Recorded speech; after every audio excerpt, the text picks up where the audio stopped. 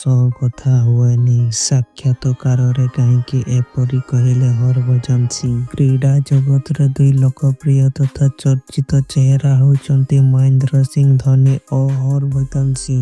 ଦୁହେଁ ଗୋଟିଏ ଦଳ ପାଇଁ ଅନେକ ମ୍ୟାଚ୍ ଖେଳିଛନ୍ତି, ହେଲେ ଦୀର୍ଘ 10 ବର୍ଷ ହେଲା ପରସ୍ପର ସହ କେହି କାହାରି ସହ କଥା ହୋଇନାହାନ୍ତି। ଏକଥା ନିଜେ ହରଭଜନ ସିଂ ଏକ ସାକ୍ଷାତକାରରେ କହିଛନ୍ତି। ହରଭଜନଙ୍କ ଏହି ବୟାନ ଏବେ କ୍ରୀଡା ମହଲରେ ଚର୍ଚ୍ଚା ହେଉଛି। ଉଭୟ ହରଭଜନ ଏବଂ ଧୋନିଙ୍କ 2007 ମସିହାରେ ଟି20 ବିଶ୍ୱକପ୍ ଏବଂ 2011 ମସିହାରେ ଦିନିକିଆ ବିଶ୍ୱକପ୍ ଏକାଠି ଖେଳି ମ୍ୟାଚ୍ ଜିତାଇଛନ୍ତି। ଭାରତୀୟ ଦଳର ଅଫ୍ ସ୍ପିନର ହରଭଜନ ସିଂ ଲମ୍ବା ସମୟ ଧରି ଧୋନିଙ୍କ କ୍ୟାପ୍ଟେନସିପରେ ଏକାଧିକ ମ୍ୟାଚ୍ ଖେଳିଛନ୍ତି। ନିଜ କ୍ୟାରିୟର ମଧ୍ୟରେ 103ଟି ଟେଷ୍ଟ ମ୍ୟାଚ୍ ଖେଳିଛନ୍ତି ଏହି ଅଭିଜ୍ଞ ଖେଳାଳି। ହେଲେ ଉଭୟଙ୍କ ମଧ୍ୟରେ ହଠାତ୍ ଏମିତି କ'ଣ ଘଟିଲା ଯେଉଁ କାରଣରୁ ଦୁହେଁ ପରସ୍ପର ସହ ଦୀର୍ଘ 10 ବର୍ଷ ହେଲା କଥାବାର୍ତ୍ତା ହେଉନାହାନ୍ତି? ନିକଟରେ ଏକ ସାକ୍ଷାତକାରରେ ଏହାର ଖୁଲାସା କରିଛନ୍ତି ନିଜେ ହରଭଜନ ସିଂ। ସେ କହିଛନ୍ତି, ମୁଁ ଧୋନିଙ୍କ